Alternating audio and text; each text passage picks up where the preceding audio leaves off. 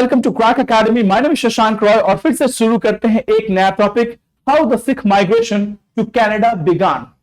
अभी कुछ दिनों पहले ही हमारे कनाडा के Canadian prime minister Justin Trudeau alleged India कि खालिस्तानी लीडर हरदीप सिंह निज्जर के मर्डर में इंडियन एजेंट्स का हाथ है, जो बहुत बड़ा एलिगेशन था जिसने कनाडा इंडिया के रिलेशन में फ्रिक्शन पैदा कर दिया।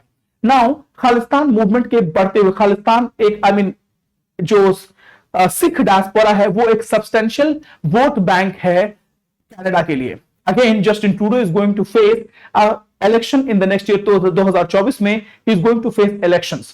नाउ इस इलेक्शन को देखते हुए he is not in a mood to displace और make Canadian diaspora unhappy, Canadian Indian diaspora unhappy. यानी कनाडा में हमारा एक सब्सटेंशियल सिख डायस्पोरा है जो कि इंडिया से माइग्रेट होके गया है।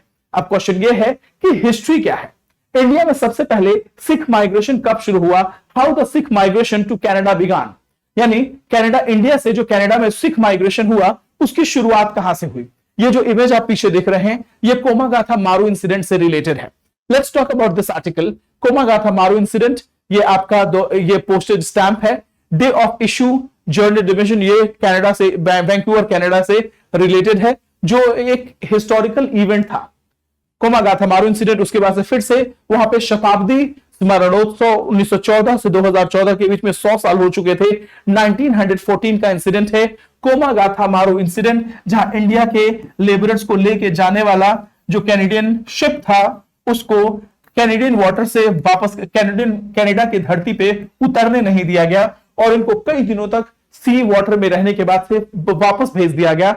और जब ये कोलकाता पे शिप वापस पहुंचा तो इसमें ट्रैवल करने वाले लोगों ने उतरने से मना कर दिया, जहां पे कोलकाता के बजबज स्टेशन के आसपास गोलियां चली और बहुत से सिख और माइग्रेंट लेबरर्स शहीद हो गए।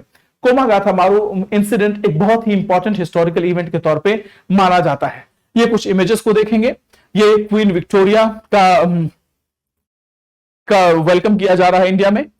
ना pro Khalistan leader Hardeep Singh Nijjar killing, Canadian prime minister Justin Trudeau ने एलिगेशन लगाए हैं। उनका कहना है कि they have credible allegation against government of India कि इंडिया के एजेंट इन्वॉल्व है खालिस्तानी लीडर हरदीप सिंह निज्जर के मर्डर में। एक डिप्लोमेटिक स्टैंड ऑफ रेस हो चुका है इंडिया और कनाडा के बीच में, और इंडिया का यह कहना है Canada and India with accusation of sheltering Khalistani terrorist and extremism.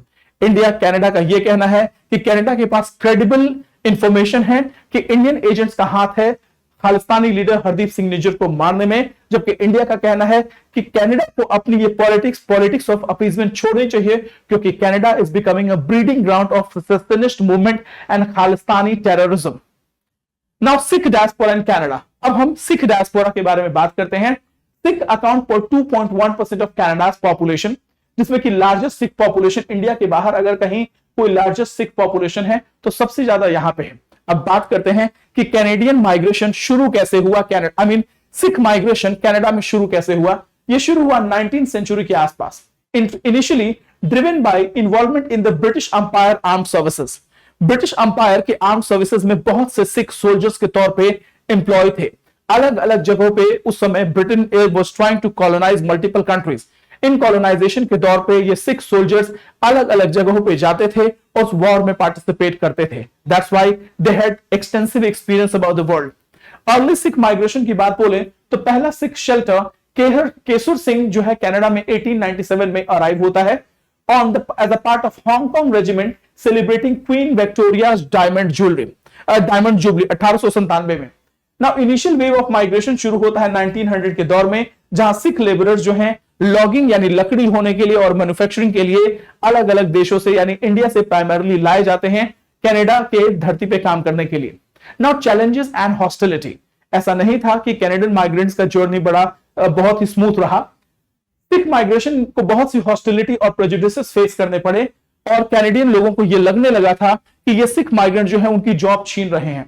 Canadian government ने स्ट्रिंजेंट रेगुलेशंस एस्टैब्लिश किए leading to decline in immigration after 1908, और कैनेडियन लोगों के ग्रीवेंसेस को हैंडल करने के लिए 1908 में माइग्रेशन के लॉ को इमिग्रेशन के लॉ को बहुत ही स्ट्रिंजेंट बना दिया गया।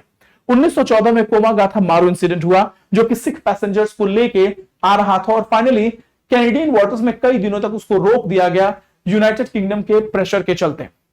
ऑल्टरकेशन होता है, इंडिया में वो शिप वापस लौटा दिया जाता है और कोलकाता में जब इन ट्रैवलर्स को, सिख माइग्रेंट्स को उतरने के लिए कहा जाता है तो ये मना कर देते हैं, जिसपे गोलियां चलती हैं और 22 लोग मारे जाते हैं। और इसके चलते, इस इंसिडेंट के चलते कोमागाथा मारू इंसिडेंट जो है इतिहास के पन्नों में दर्ज हो गया। 1914 की घटना है ये।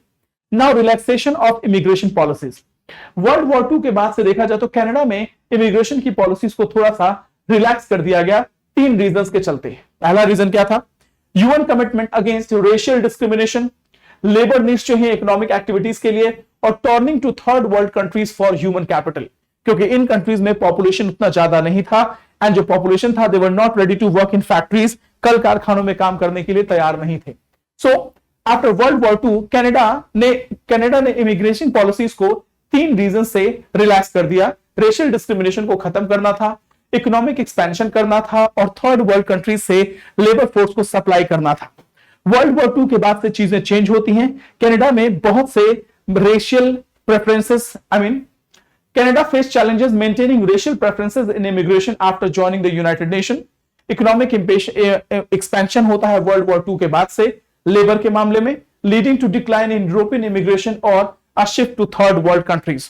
So यूरोप से इमिग्रेशन कम हो जाता है कनाडा में और इसके साथ साथ कनाडा की मजबूरी होती है कि थर्ड वर्ल्ड कंट्रीज की तरफ वो लेबर शॉर्टेज को पूरा करने के लिए देखे, और तब जाके पॉइंट सिस्टम इंट्रोड्यूस किया जाता है 1967 में। पॉइंट सिस्टम का मतलब क्या है कि अब इमिग्रेशन में आपके बहुत पॉइंट होंगे, जैसे आपका एजुकेशन कितना है, आपकी फाइनेंशियल कैपेसिटी कितनी है, आपके स्किल्स क्या है, आप किस तरीके से इकोनॉमी को कंट्रीब्यूट करते हैं। इन सारे पॉइंट सिस्टम के बेसिस पे इमिग्रेशन को बहाल किया गया 1967 में, और उसके बाद से होड़ आफ्टर होड़ जो है वो माइग्रेशन होता रहा कनाडा में। Now impact of Sikh migration. Canada का जो इमिग्रेशन पॉइंट सिस्टम है, इसके चलते बहुत बड़े लेवल पे जो है दैट शिफ्टेड द क्राइटेरिया। इस पॉइंट सिस्टम में स्किल्स के ऊपर ज्यादा ध्यान दिया गया rather than रेशियल बैकग्राउंड।